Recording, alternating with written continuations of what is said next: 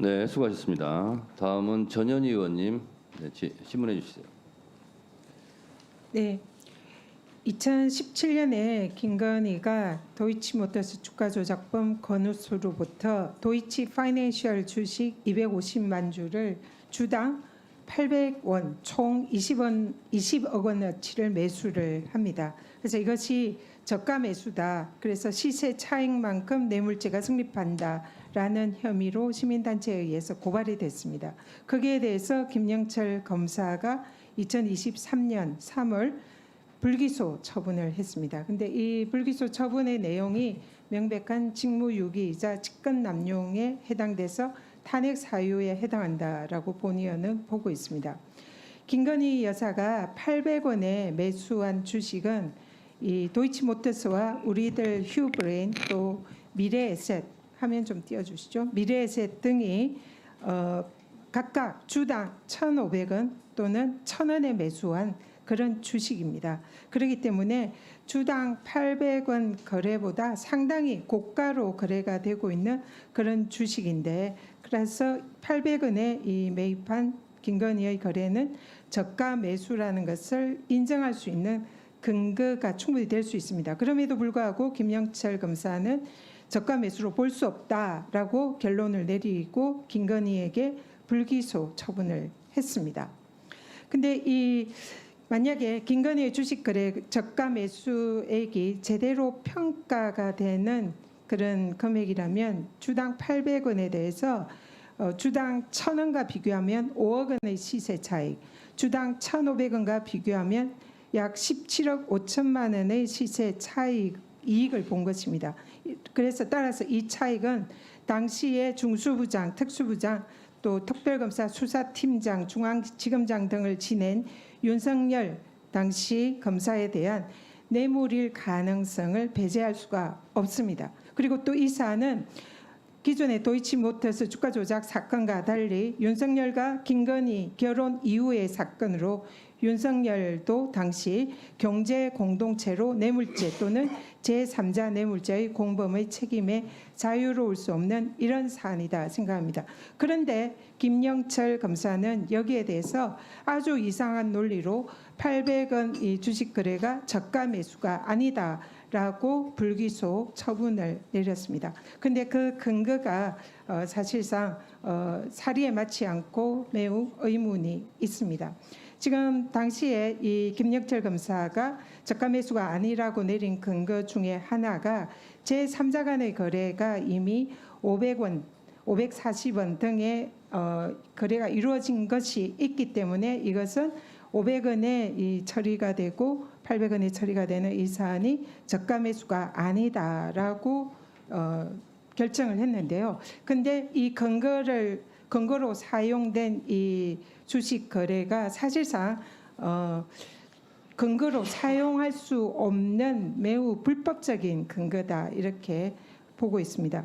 왜냐하면 이 당시에 근거로 사용했던 것은 주가 조작범인 건오수와 특수관계이고 김영철 검사가 사실상 경제적 공동체라고 적시를 한, 그리고 주가 조작 과정에서 가장 큰 수익을 얻은 이승근과 김건희와의 거래를 이 근거로 든 것입니다. 그래서 김건희가 이승근과의 거래를 했던 그 내용, 그리고 이승근이 도이치모터스와 거래를 했던 그 내용 두 가지가 500원대의 주가 거래가 있는데요.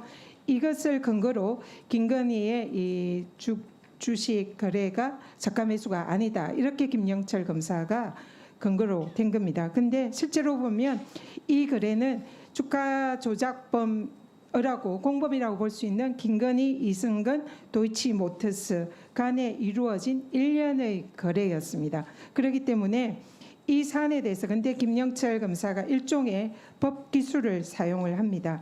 지금 이 각각의 거래가 마치 별개의 거래이고 김건희 여사와 무관한 거래인 것처럼 보이게 이 사실상 이 불기소 사유 결정서에 이 사실상 조작을 하는데요. 지금 보면은 불기소 사유가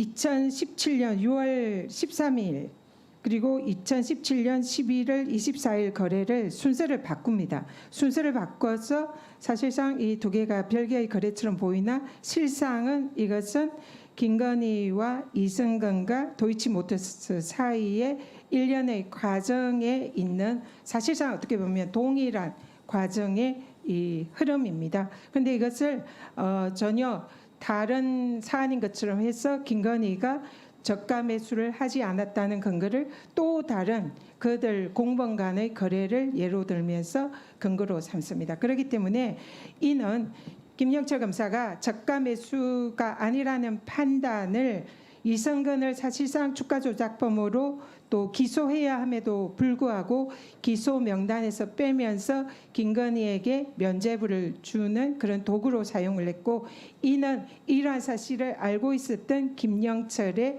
고의적인 그런 행위다 볼 수 있고요. 그래서 따라서 이는 검사가 해서는 안 되는 직무유기이자 명백한 직권남용이다 이렇게 봅니다.